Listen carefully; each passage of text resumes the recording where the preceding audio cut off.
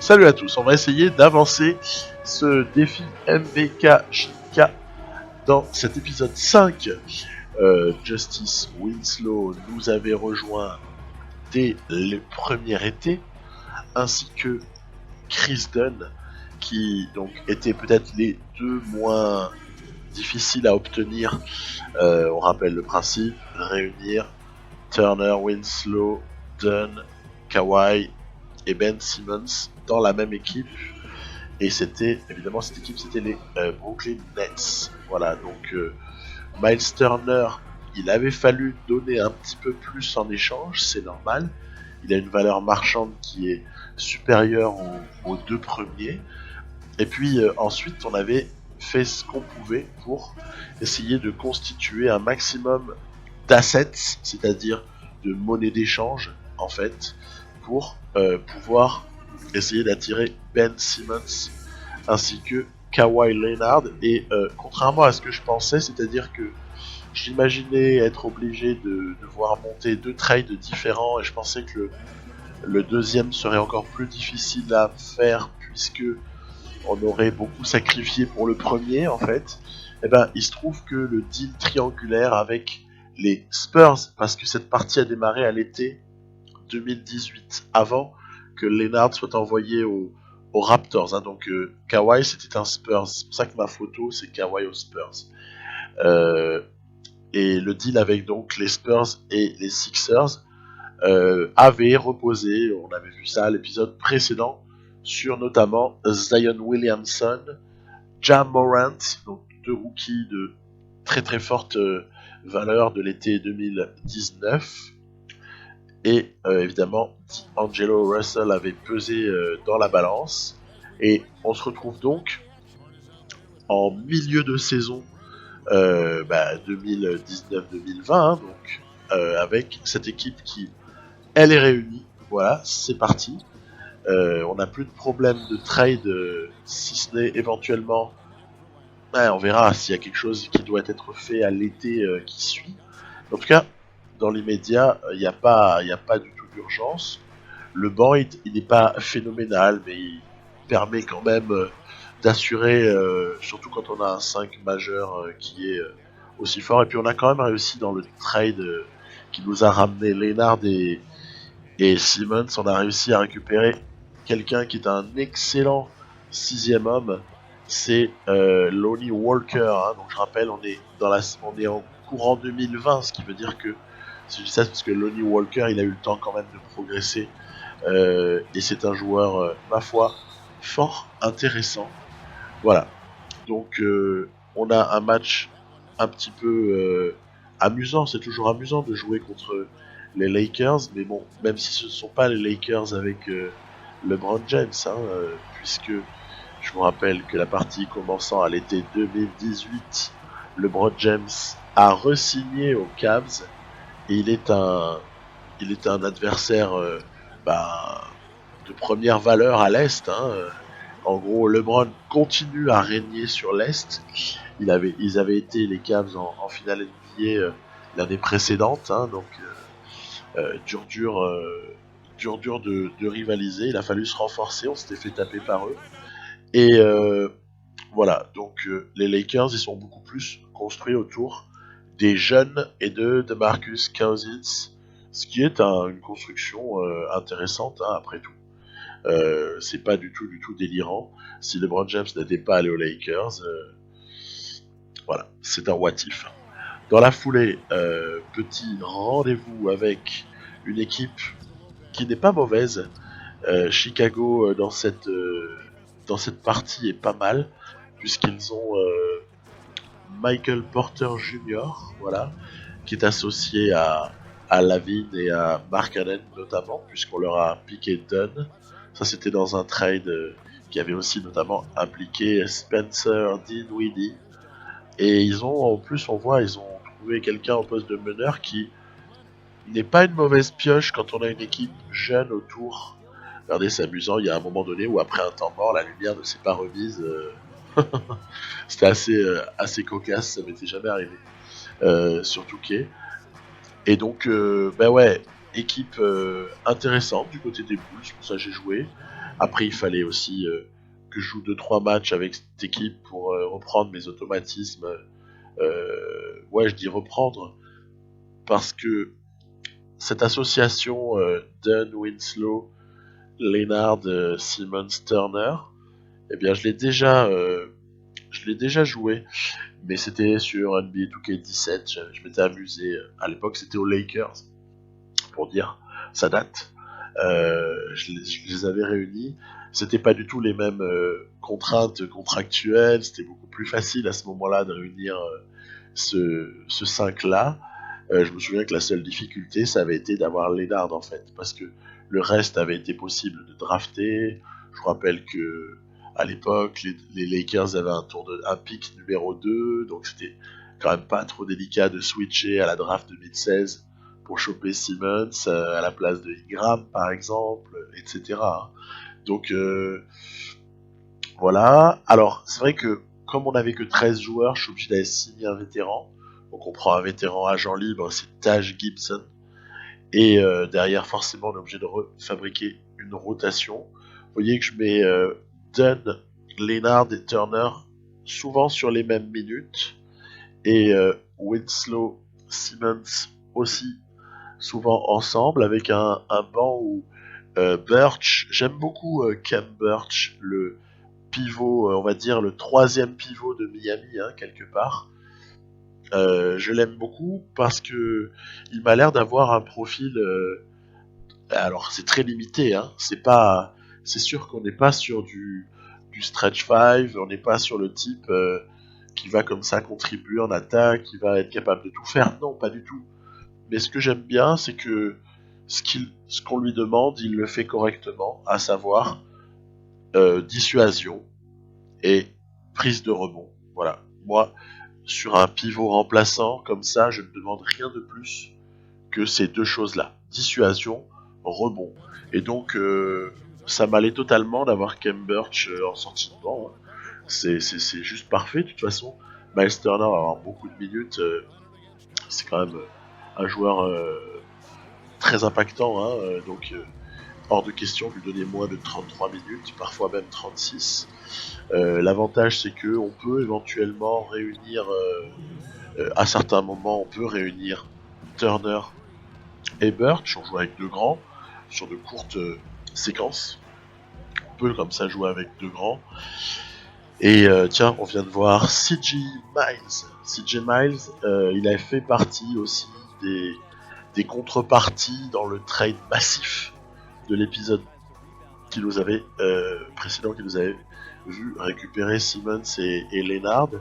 Et ce match-là, je le joue avant d'aller essayer de simuler pour avancer plus rapidement, pour aller jusqu'au playoff, parce qu'on se cache pas, on a une équipe très forte, on sait que ça va aller, tout ça, ça va aller en playoff, et plutôt normalement avec une jolie place.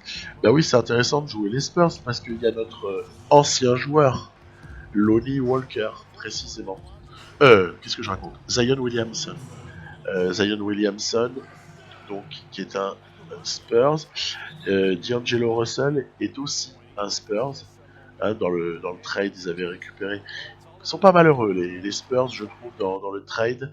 Ils ont récupéré de jolies contreparties à Kawhi Leonard. Déjà récupérer Zion, en soi, c'est déjà immense, parce que au final, dans la classe de draft que j'avais téléchargée pour cette partie, j'avais fait des essais de classe de draft que je ne fais pas d'habitude. J'ai souvent pris la classe de draft sur PC, qui est la plus prise là, celle qui est fabriquée par X, je sais plus quoi après. Il y a 4 chiffres, X-4 chiffres.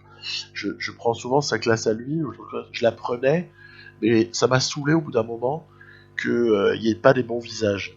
À la limite, je préfère des visages créés, artificiels, plutôt que d'avoir Clint Capella pour Zion, d'avoir un Sekou Doumbouya qui a le visage de Chris Dunn. Ça me gonfle en fait. C'est vrai que c'est assez pénible. Pareil, il y avait Malachi Richardson qui avait prêté son visage aussi à, je crois que c'est Nasir Little, rookie aussi 2019. Bref, je pouvais plus voir ça. Et puis, du coup, tant pis, j'ai opté pour une autre classe dans laquelle Zion était un peu mutanesque. Euh, je la reprendrai jamais, celle-là.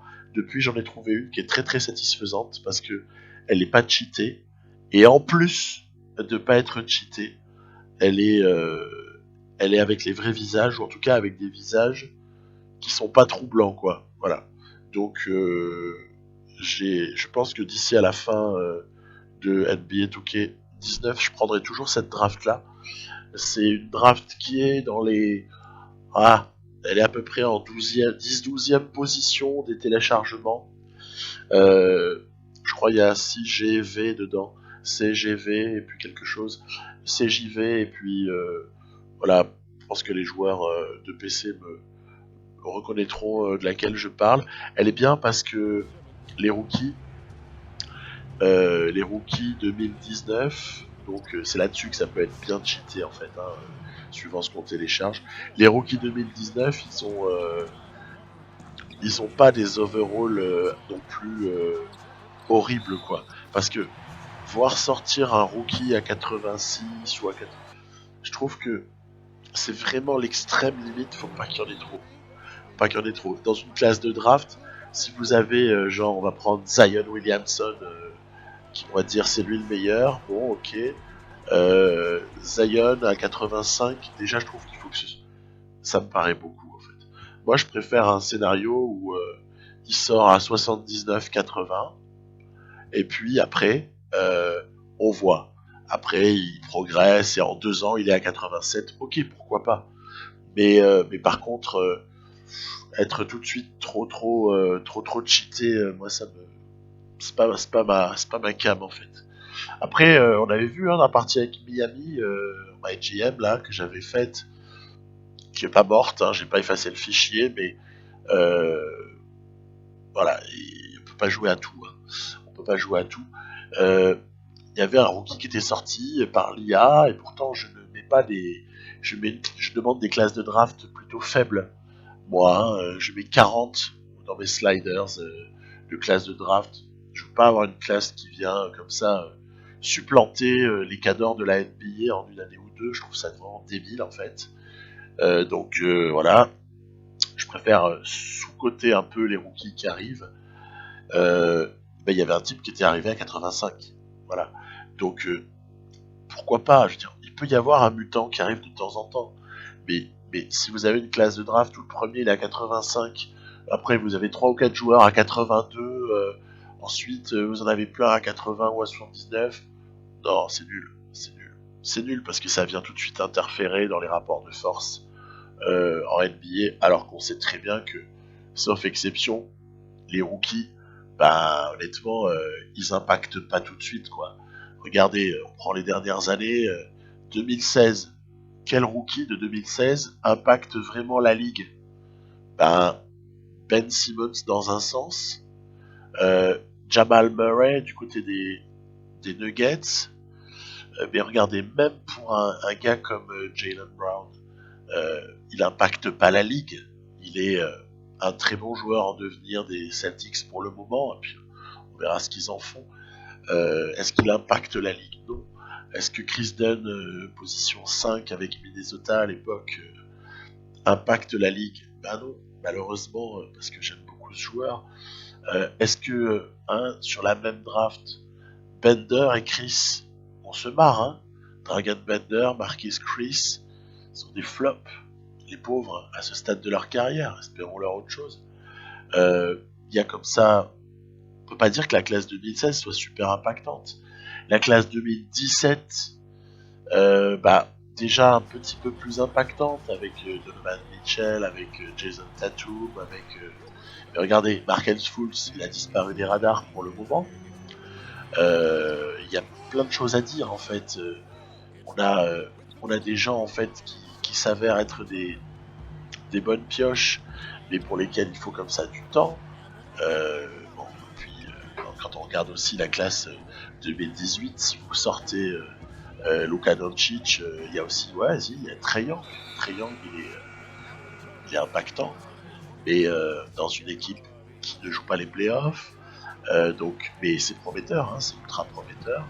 Vous avez un Jaren Jackson Jr. du côté des Grizzlies qui honnêtement semble montrer des super choses. Mais honnêtement, quand il a fallu discuter, c'était plutôt une bonne cuvée en 2018. Mais quand il a fallu discuter de rookie de l'année, on sait que ça va se jouer entre Doncic et l'ami Trae Young, mais à mon avis c'est quand même Luka Doncic qui est nettement au-dessus. Regardez même un DeAndre Ayton, bon bah il y a un contexte à Phoenix, ok, c'est pas facile. On se demande un petit peu où ils veulent en venir et c'est bizarrement géré, mais n'empêche que il fait pas une saison où il impacte la ligue, hein, DeAndre Ayton. Donc c'est pas évident tout ça. On peut pas attendre un impact immédiat du rookie, c'est pour ça que moi ça me plaît bien s'ils mettent quelques années à devenir impactants, et donc par là même une classe de draft dans laquelle il y a trop de joueurs trop forts tout de suite, moi je trouve que ça casse la partie. Donc tout ça a été parti de Zion, hein, qu'on avait affronté puisqu'il est du côté des Spurs. Et puis, vous voyez qu'on continue un petit peu notre avancée de saison. J'ai joué ce match contre les Cavs, c'est le dernier de saison régulière que je joue. Parce qu'il y avait LeBron James et que ce sont nos rivaux principaux, les Cavs du côté de l'Est. C'est pour ça que j'ai voulu jouer ce match-là pour me tester face à eux. On a vu notamment sur ce match-là un très bon Ben Simmons, très très bon, et un Leonard qui continue très sagement à impacter. Est-ce qu'il y a besoin d'être surpris quand on voit un Leonard qui impacte la NBA? Ben, c'est pas moi qui serais surpris parce que si vous avez regardé mon début de série avec les San Antonio Spurs, donc sans Kawhi, hein, vous verrez bien à quel point, pour moi, il y a un what if absolu en NBA de nos jours. Hein, c'est qu'est-ce qui se serait passé si Kawhi ne se fait pas la cheville avec l'aide de Pachulia dans les playoffs 2017, au moment où les Spurs sont à plus 25 du côté des Warriors, quoi. Hein, je vous rappelle, finale de conf, plus 25 pour les Spurs dans le premier match face aux Warriors. On est sur les Warriors de Curry, Thompson, Green et Durant. Hein. Donc on n'est pas sur des Warriors, je sais pas, en version light. Hein. Et ce jour-là, les Spurs commencent à mettre une tannée. Kawhi, il est juste surhumain, un petit peu à l'image de ce qu'on a pu voir sur la série contre les Sixers, très très récemment. Mais donc, est-ce que c'est une surprise de voir Kawhi au niveau où il est actuellement? Pas du tout. Il était en train d'y accéder il y a 2 ans déjà, avant de se blesser, avant d'avoir la galère qu'on connaît, avant qu'ensuite ça se passe mal avec les Spurs, de demander son transfert, que ça finisse par tarder, joue pas, on sait pas ce qu'il a. Donc aucune surprise de voir Kawhi à ce niveau-là. Tiens, meilleur défenseur de l'année, ça fait plaisir. 3e titre, hein, c'est bien ça, parce qu'il en avait déjà 2 dans le passé. Bon voilà, je veux dire, un joueur supra impactant. On est sur le tout haut du panier. De toute façon, moi, Leonard, je suis un fan absolu. On a aussi Chris Dunn en All Defensive Second Team. C'est bien ça, c'est bien. Et puis les rookies, ils ont bien performé. On voit qu'il y a de bons rookies. Hein. Ja Morant, il est aux Sixers, par exemple. Donc voilà, stats des joueurs pour constater que je range toujours par minute jouée en fait par match. Voilà.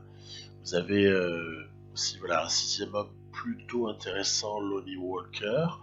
Je suis content, on a terminé à moins de on a terminé à 20 défaites en fait. Et j'aime bien 62-20, c'est un bilan qui est super intéressant. C'est un très très bon bilan. Ça me va totalement. Après, je pense pas qu'on ait nécessairement l'avantage du parquet. Alors que là, je remets la rotation en version playoff. Alors là, c'est bonjour les gars. Les 5 là, vous allez jouer 36 minutes. Et puis derrière, ça va être les miettes. Parce que Parce que tout simplement, les playoffs, là, je veux que les meilleurs soient sur le parquet, les meilleurs de mon équipe. Ouais, je crois pas qu'on ait l'avantage du terrain par rapport à l'Ouest. Donc dans l'hypothèse où on irait en finale, il me semble que OKC a un meilleur bilan, mais de pas grand-chose. Par contre, à l'Est, on a le meilleur bilan. Et ça, c'est quand même déjà pas mal dans l'optique d'une finale de conf éventuelle face aux Cleveland Cavaliers. Donc voilà, là on est sur du premier tour face aux Sixers. Alors c'est vrai que les Sixers, ils ont perdu Ben Simmons, mais ils n'étaient pas non plus blindés. Ils n'avaient pas une équipe de fous autour de Embiid Simmons.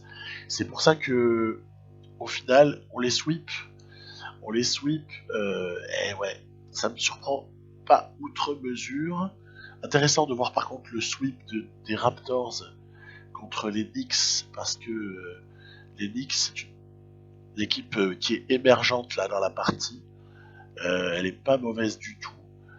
Donc voilà, on se retrouve avec un rendez-vous avec les Raptors. Et bien forcément les Raptors de Laurie DeRozan, hein, fatalement. Hein. Puisque c'était avant le trade de Kawhi que tout a démarré. Donc c'est à notre portée, hein, mais il faut quand même faire gaffe. Il faut faire gaffe parce que Laurie fait un super match là par exemple. Et on se retrouve au final avec un petit peu de retard à combler. Là, regardez, oh là là, Dunn s'est fait un peu absorber par un écran de Valenciunas. Et puis j'essaie aussi de servir à l'intérieur là pour des petits systèmes où on a, vous savez, l'avantage pour créer des avantages de taille. En fait, voilà.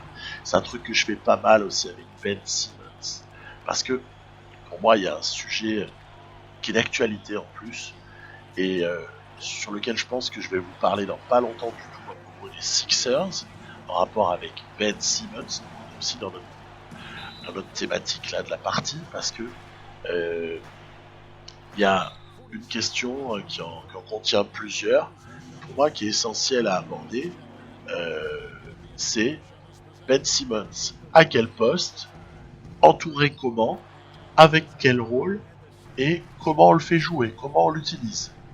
Parce que, mine de rien, Ben Simmons, c'est tout un questionnement. Meneur ou ailier fort,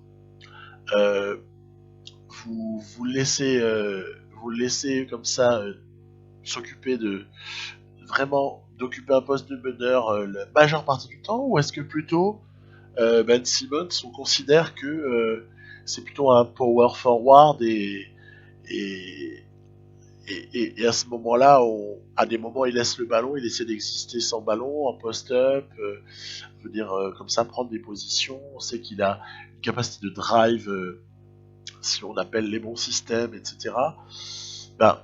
Moi, j'ai fait un choix.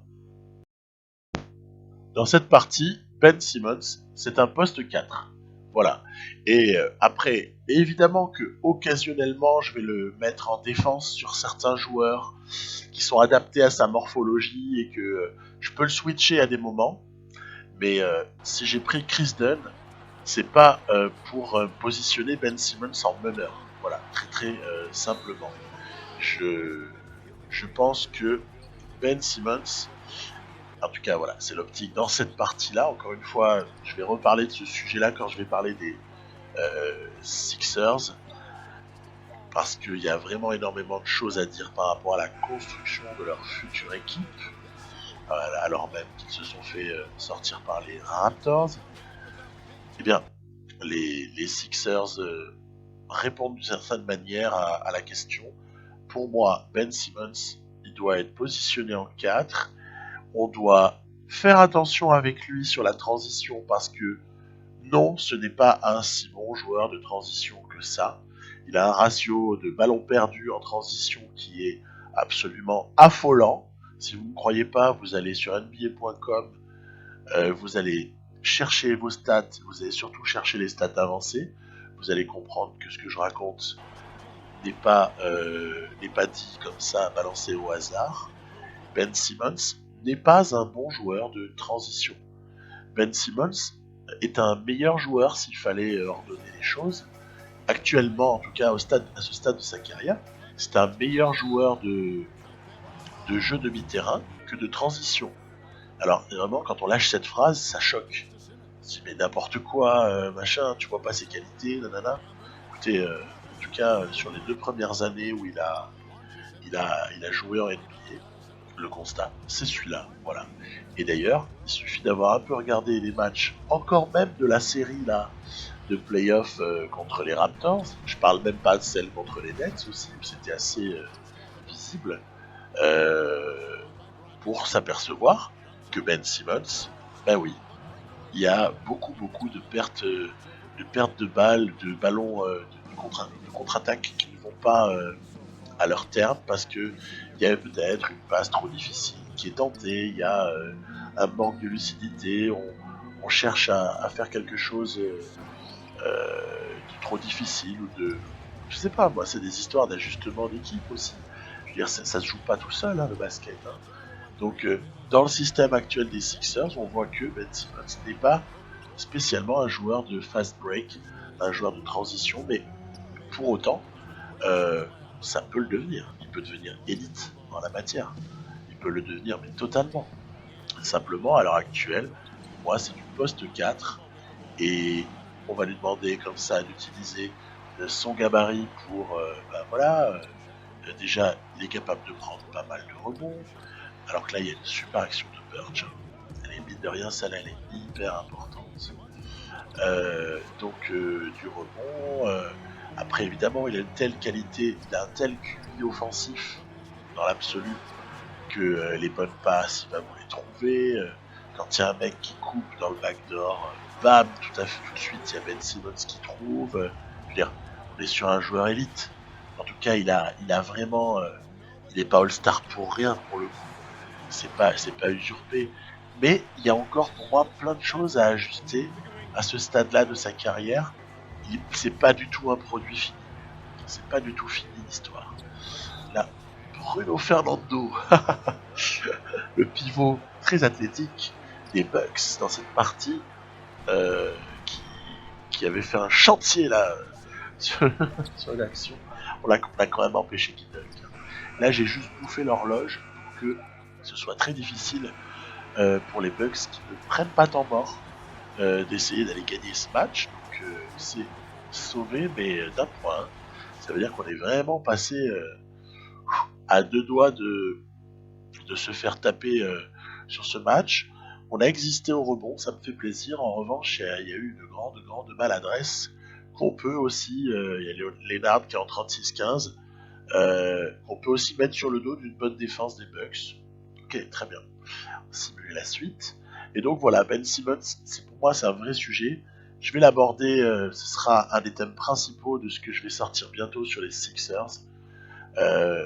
Parce qu'il y a pour moi un sujet Ben Simmons qui est essentiel d'aborder pour la suite pour les Sixers. Sinon, leur process, il risque d'être toujours limité en demi-finale, finale de conf. Je dirais c'est peut-être pas mal, mais à mon avis, cette équipe-là, elle a envie un jour d'aller en finale NBA et elle a envie de pouvoir prétendre à un titre. Donc il faut s'en donner les moyens. Voilà. Nous, on est en train de se donner les moyens aussi d'aller en finale NBA puisque on est allé. On a encore une fois dominé la série là face aux Bucks. On n'a qu'une défaite, mine de rien, sur les 13 premiers matchs de playoff. Et en face, ce sera qui ? Ce sera OKC. Très bien, excellent. OKC privé de Steven Adams, par contre, c'est un peu le bémol. Et on n'a pas l'avantage du terrain. Ça se joue à une victoire. C'est dingue. Allez. Donc l'inconnu là face à ces Thunder d'OKC, c'est Anik Bogu et Udo. Alors on sait que Anik Bogu c'est un poste 4 dans le jeu, mais en fait en NBA c'est amené à être un 4-5 surtout. C'est un jeune d'Indiana qui a dû partir visiblement. Bon bref, on sait qu'à partir du moment de toute façon on commence la partie, on est dans le virtuel. Regardez, hop là le petit move de Miles Turner. Et en fait Ouais, il est solide, il est solide. Et puis il progresse quand le jeu passe, quoi. Hein. On est en 2020, je rappelle. Donc il y a moyen. Voilà, c'est quelqu'un qui peut, comme ça, à mon avis, être un joueur de rotation. Mais quand vous en êtes à l'avoir titulaire, bah déjà ça parle pas super. Alors ils sont en finale NBA, donc ils sont pas super mauvais quand même le Thunder, mais je pense quand même qu'on n'a pas face à nous des mutants absolus au poste 4 et au poste 5. Voilà. D'ailleurs là, hop, il y a Westbrook qui a joué la faute offensive, mal lui en a pris, il n'y a pas eu de sifflet. Puis vous voyez, j'essaie vraiment d'articuler le jeu autour de Simmons, parce que ouais, c'est ma plaque tournante. Kawhi, il aura toujours ses spots, il aura toujours ses points, il est capable de créer son shoot. Il n'y a aucun problème avec Kawhi. J'ai pas besoin de jouer pour Kawhi. Par contre, Ben Simmons, ça mérite d'être réfléchi et il faut essayer voilà, de faire tourner le jeu autour de lui, sinon ça sert à rien de l'avoir. Et en l'occurrence, qu'est-ce que je fais très souvent des actions qui terminent dans la raquette avec Ben Simmons.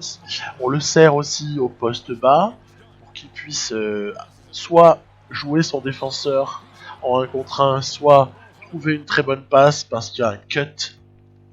Et puis soit, ça c'est l'autre utilisation comme on vient de voir à l'instant, pose d'écran et évidemment on le fait rouler vers le cercle et on le sert parce que comme il est supra-athlétique, comme il est très efficace près du panier, bah en fait, si vous jouez en pick and roll avec Ben Simmons, ça fait très très mal. Faut que ce soit un shooter qui joue. Mais de toute façon, j'ai des gens, que ce soit Winslow, que ce soit Kawhi Leonard, que ce soit Dunn, ou bien autre porteur de balle, Walker, qui sont que des gars, même Danny Green à la limite, puisque vous avez vu que j'ai mis Danny Green au final. Je lui ai donné les minutes de Miles que à un moment donné Taj Gibson avait eu, mais ou que même le jeune là qui vient de qu'on a pris qui était à Miami là, ouais, Derrick Jones Jr. Avait pu avoir des minutes. Voilà, il y avait 15 à 18 minutes qu'on pouvait donner à quelqu'un, en fait, un joueur entre guillemets mineur de la rotation. Je les ai donnés à Danny Green parce que j'ai confiance en lui. J'aime beaucoup le joueur et en plus dans le jeu je trouve il est assez précieux, il a aucune allure, hein. 72 de général, on a presque envie de se moquer, mais en fait c'est un rock, quoi. C'est un rock, en plus il peut enquiller à 3 points, il y a rien à redire. Vous voyez, voilà, on retrouve Ben Simmons toujours près du cercle. Ce qui est énorme, c'est qu'avec son QI, alors que là il y a Westbrook qui arrive à nous exclure Kawhi. Énorme, hein. Pas souvent que Kawhi Leonard prend 6 fautes dans un match, hein. C'est pas fréquent. Là, évidemment, Robertson qui a la balle, faute, quoi. Tout de suite, moi qui sont dans le bonus. C'est évidemment faute parce que on sait qu'avec Robertson, il y a très très très peu de chances qu'ils mettent les deux. Et puis, on profite du coup, évidemment, lancer franc, deuxième lancer franc raté, ça veut dire contre-attaque. Ça veut dire point relativement facile à aller chercher pour nous. Après, toujours les qualités de défense. Donc voilà, donc Ben Simmons, si vous l'utilisez en poseur d'écran, ça fait des miracles. Honnêtement, ça fait de gros miracles. Le seul truc, évidemment, qu'on peut arriver à redire, et encore, ça pourrait se compenser éventuellement par un drive, c'est qu'en pick and fade, bah, le garçon n'est pas très utile, parce qu'il n'a pas de shoot extérieur. Mais à la limite, pick and fade, partez en drive, vous attirez un défenseur d'un autre joueur, vous libérez un shooter. Je veux dire, il y a des milliers de choses qui sont imaginables avec Ben Simmons. Et puis nous, bah, on est allé chercher ce match 3. Aïe aïe aïe, claquage ischio-jambier pour Chris Dunn. Et ce sera jusqu'à la fin de saison. Mais il peut jouer. Alors tu joues mon grand, tu joues. On est à 2-1 en finale NBA. On a besoin de 33 à 36 minutes de Chris Dunn. Même si j'aurais pu mettre Walker, faire rentrer quelqu'un d'autre. Non. Commence pas à prendre des risques. Tu peux jouer, mon grand. Bah, tu fais comme dans la réalité, tu jouerais. Donc tu joues.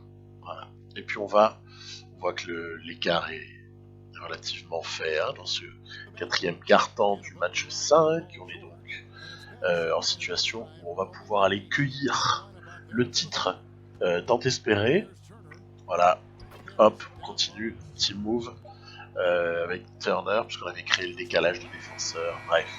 Vous avez compris, cette équipe est forte, même sans un banc très prestigieux. Cette équipe est allée chercher le titre qui faisait partie du contrat de début de série. Il fallait réunir les 5 joueurs par des moyens honnêtes, ça a été fait. Il fallait être en MyGM avec une équipe que je n'avais jamais prise sur 2K19, ça a été chose faite, et il fallait aller chercher un titre. On l'a, voilà, face à, honnêtement, un adversaire moins fort que ce qu'on aurait pu espérer. Dans ma série avec Détroit, par exemple, l'équipe est moins forte, hein, mais j'ai rencontré des adversaires beaucoup plus difficiles pour aller au premier titre.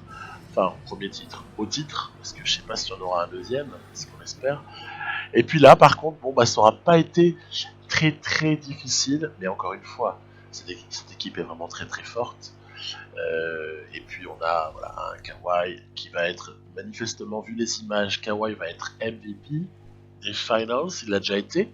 Quelque part, c'est dommage, il aurait fallu que ce soit un autre joueur pour nous débloquer l'insigne, et là, ADN de championnat. Voilà, je vous dis bye bye. A priori, fin de cette série. On pourrait s'inventer des objectifs, hein, du type Ben Simmons en triple-double sur une saison, Kawhi Leonard MVP de la saison régulière, ou alors Miles Turner, Defenseur of the Year. On pourrait, hein, on pourrait, mais je pense que là, voilà, le truc est rempli. Ou alors avoir des joueurs All-Star, enfin, on peut imaginer des tas de trucs, mais ça demanderait, je pense, de jouer un maximum de matchs. Je vais peut-être essayer quand même de faire avancer les Detroit Pistons, de faire aussi quelques petits trucs que j'ai en tête, à propos notamment les Sixers, les Celtics, il faut qu'on reparle des Celtics, des Lakers, puisqu'ils ont un nouveau coach. Bref, et du boulot.